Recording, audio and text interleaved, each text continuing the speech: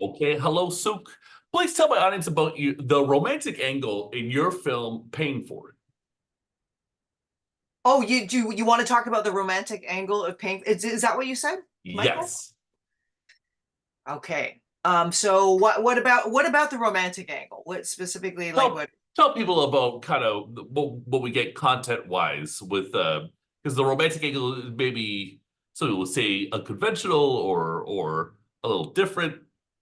How do you describe it? Oh, okay. So basically, a description of the movie is there's it's based on it's a movie adaptation of Chester Brown's graphic novel Paying for It.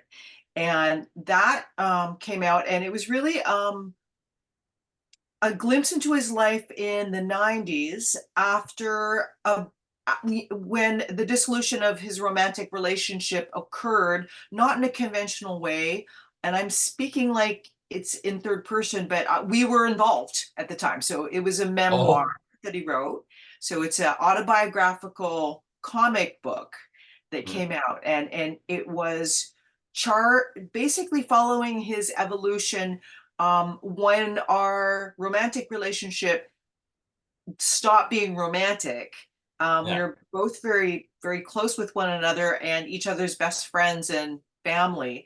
And the idea of breaking up was just unfeasible. And it just didn't seem like neither one of us wanted to break up, nor did it seem applicable to our relationship. It just seemed like our relationship evolved to a point where we weren't romantic anymore, but we still were huge parts of each other's lives and didn't want to break up in a traditional way. Couldn't even conceive of doing that.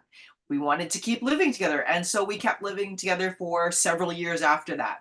But in this particular space in his life, he went from being a very kind of introverted, shy cartoonist, nerdy cartoonist who really had no ability to flirt, nor was interested in dating. He's much more interested in working on his comics, but he was confounded by what to do. How does he go about basically meeting people, being intimate, having sex, which is a human urge? And he was celibate for quite a long time. And then different things came up, various people he talked to, and the possibility of having sex without a relationship came to the fore, and that was to pay for sex as a John. And so his graphic novel really charted that course of his foray into the world of paying for sex as a John in Toronto in the 90s while we were living together in a tiny house. And I, we were no longer romantic. I wasn't interested in paying for sex myself, but I followed the more kind of conventional, societally acceptable, though equally as harrowing route of dating. So basically, his book came out and it was brilliant. He's a very political person. And so really it was, have you ever read his book? Well, no, I have not. Yeah, you should. It was real when it came out, it was really a groundbreaking graphic novel. And again, he's the guy who did the comic strip biography of Louis Riel, which is taught at a lot Yeah, of universities. And very so cool. he's academically minded, he's political, and his foray into that world, it became very clear to him. It was a very interesting book because he's so shy, and it does require a lot of kind of um, I don't know, determination and bravery, I think, to pursue that route. But then also, once he went there, he became acutely aware of the sort of working situations facing consensual sex workers, and um, how they really have no rights. Hmm. And so it became a political tract on the decriminalization of consensual sex work. And so the back of the book had a huge amount of, there was a big index in the back that was basically itemizing like a university lecture, just all the historical aspects of it, many different many different interesting notes in the back in the index, and then his story in the front. He really focused on really myopically his journey, which was a fascinating one. But he was wanting to protect the identities of the women involved that he saw. And he also portrayed people in his life, friends, including myself, and he was equally as protective of us. So it was interesting to see it, and very little was revealed of the women, nothing, and then very little was revealed of his friends and family who were part of the book.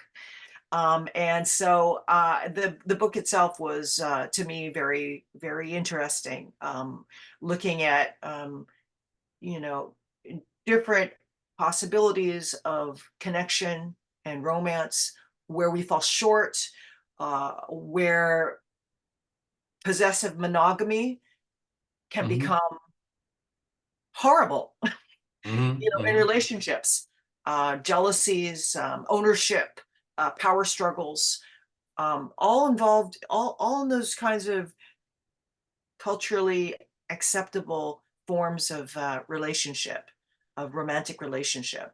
And what he was, his what he was revealing there to me was quite exciting, and it was made for a very interesting book.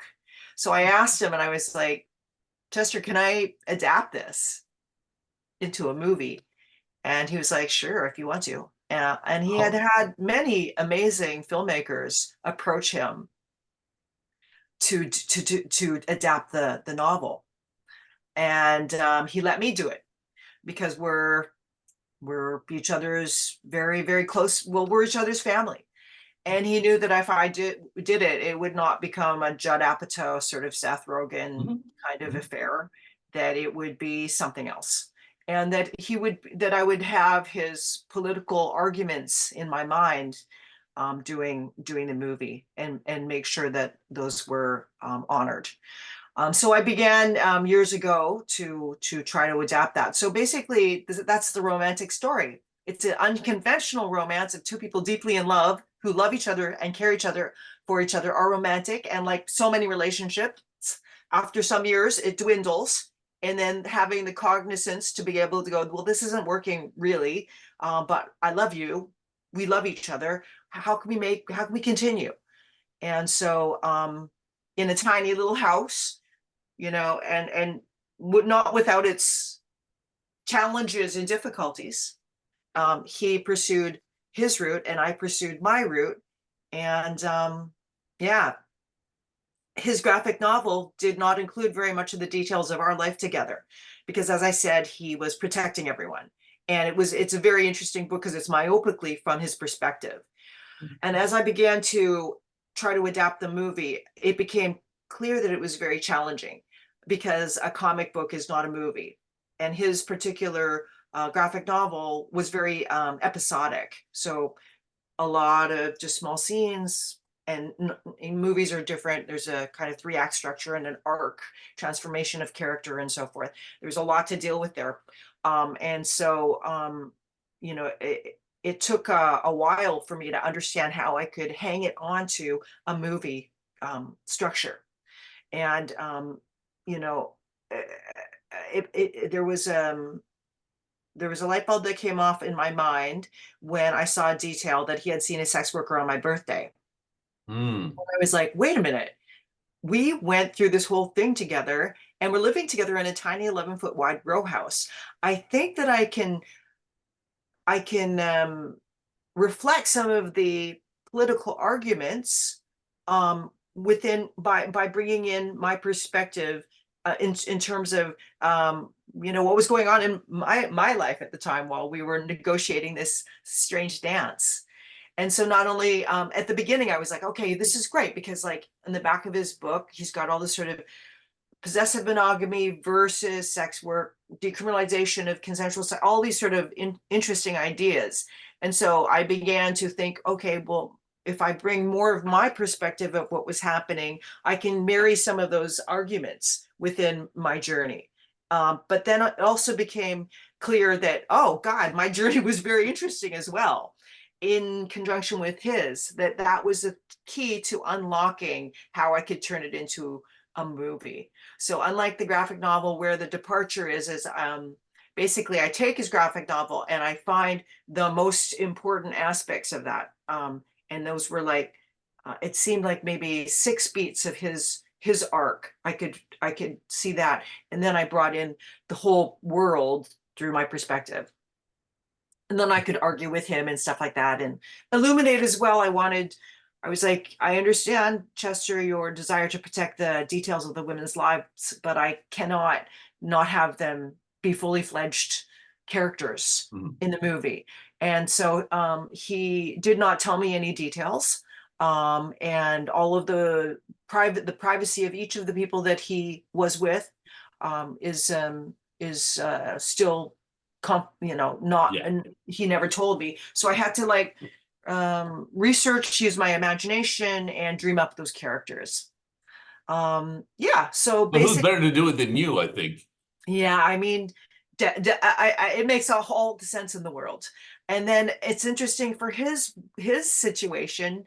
He ends up finding through challenging and at first it's very exciting and almost like he describes it as like a weight lifting from his shoulders when he's actually able to be intimate with somebody in a paid for sex situation. And he's like, oh my God, thank God. Can you imagine like thinking of your life of a life without physical intimacy is kind of a horrifying one.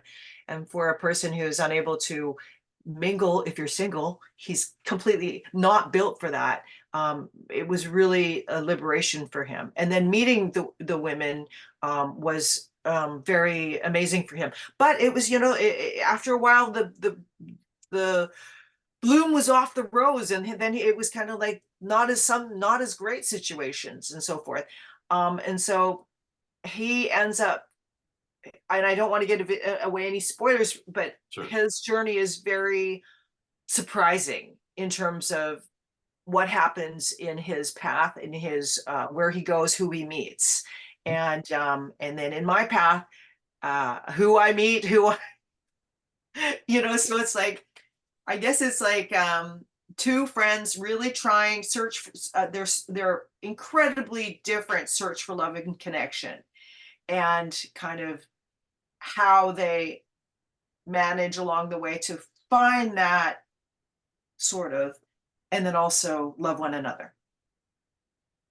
Very nice. There was a movie that played at TIFF a few years ago called The End of Sex, and I also found it sexually liberated, such as your film.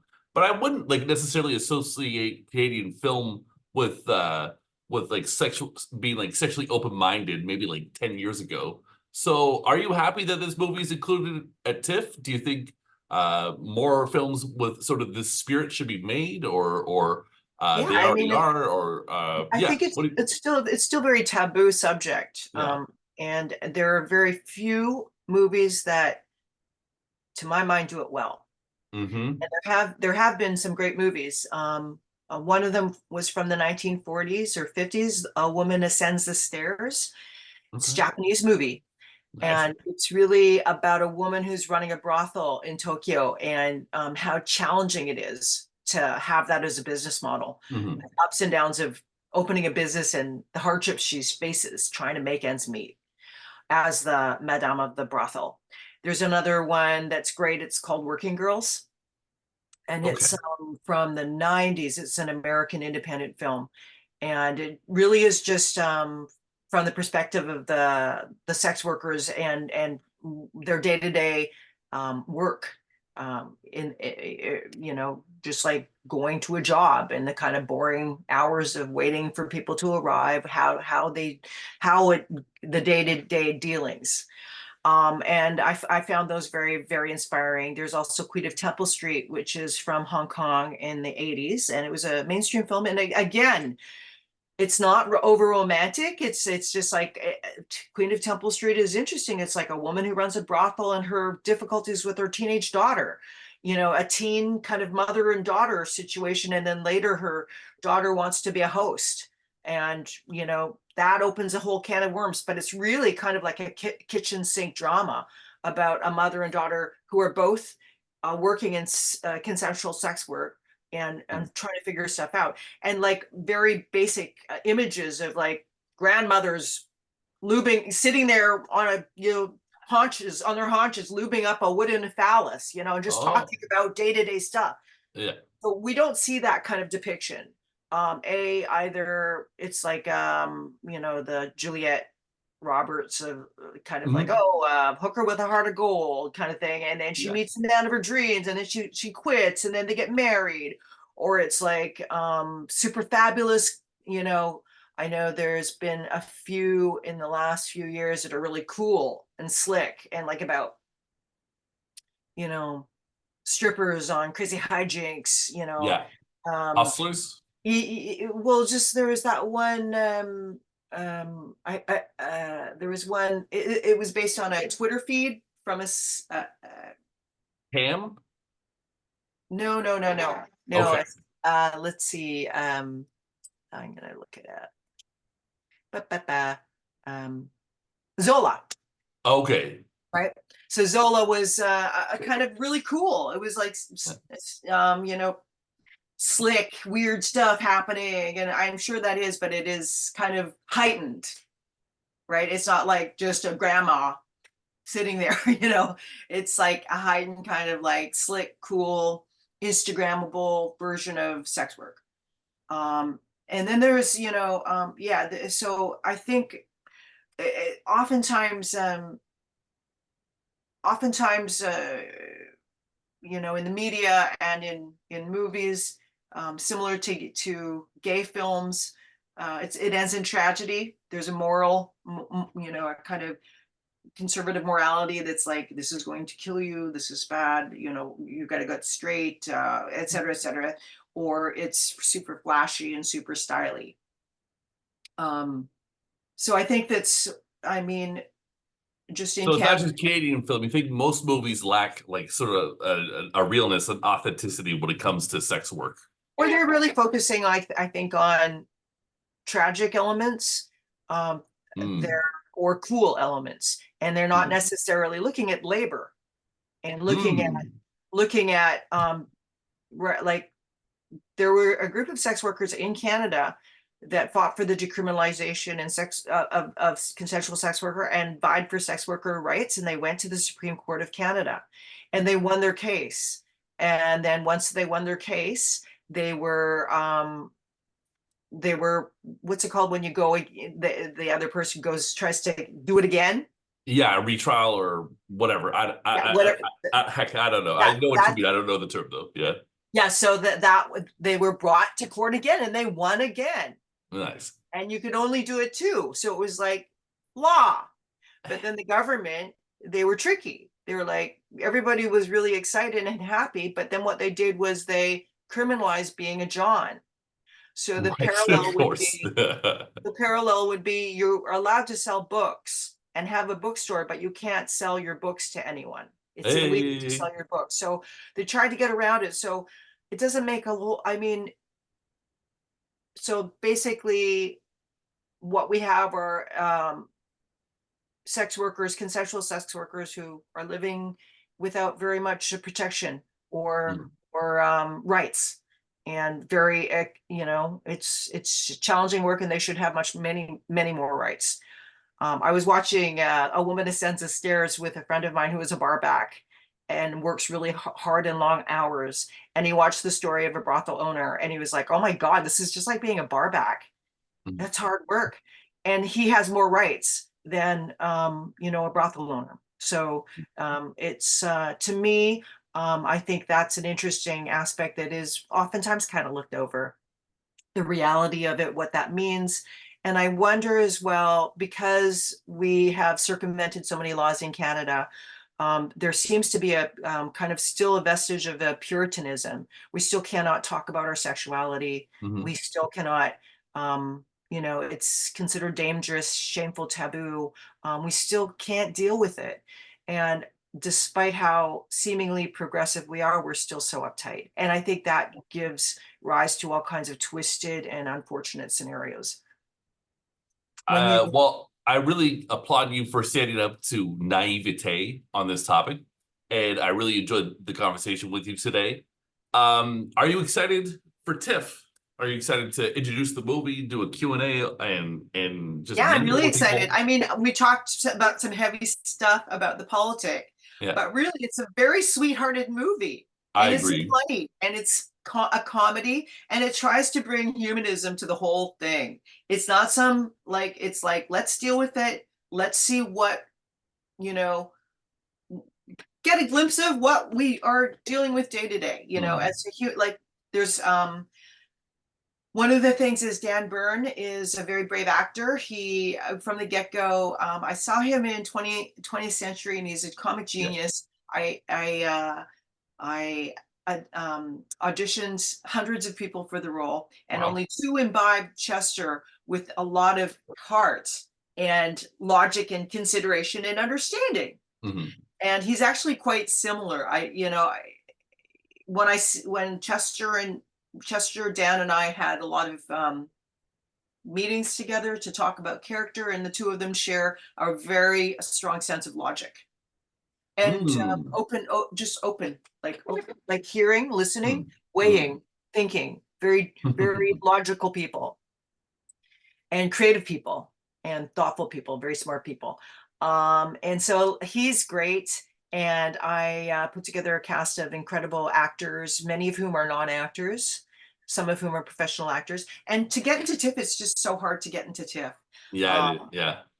I think I just looked at the list and there's just over 20, and a lot of them are considered Canadian, but when you look deeper, it's directors and cast are American, they're shot in Canada. Hmm. So the window for Canadian films at TIFF gets smaller and smaller with every year. I remember a time when every single Canadian film made would be at TIFF, and Mm. then over the course of the last decade, it's fewer and fewer. And so Hmm. I felt so happy, or first of all, to be able to deliver a movie that we're proud of, that Chester loves, and that told the story in an interesting manner.